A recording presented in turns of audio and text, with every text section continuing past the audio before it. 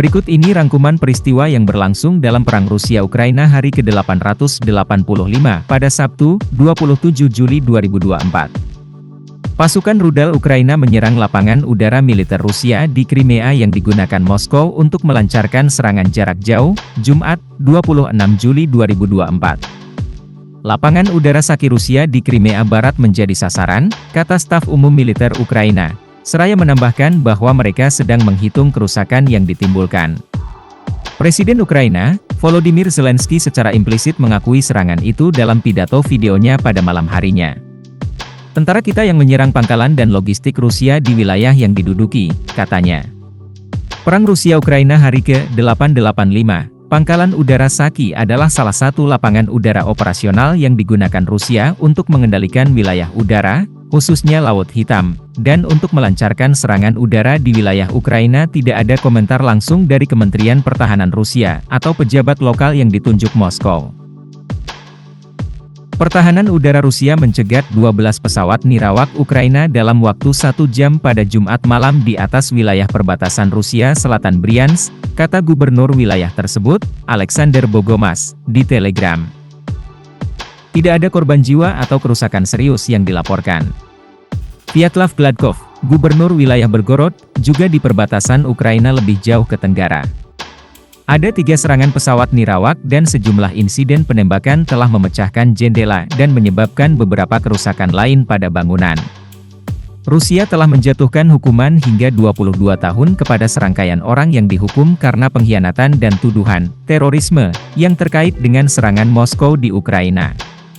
Pengadilan militer di Moskow memenjarakan 2 orang pada hari Jumat karena diduga merencanakan untuk meledakkan tangki bahan bakar di Bandara Sheremetyevo, Moskow atas perintah dari Dinas Rahasia Ukraina. Orang-orang itu, Mikhail Darii dan Ilya Kovilkov, dijatuhi hukuman masing-masing 22 tahun dan 15 tahun atas terorisme dan tuduhan lainnya. Darii mengatakan, dia tidak melanjutkan serangan yang direncanakan karena dia ingin meminimalkan korban sipil, outlet media independen Esotea Vision melaporkan.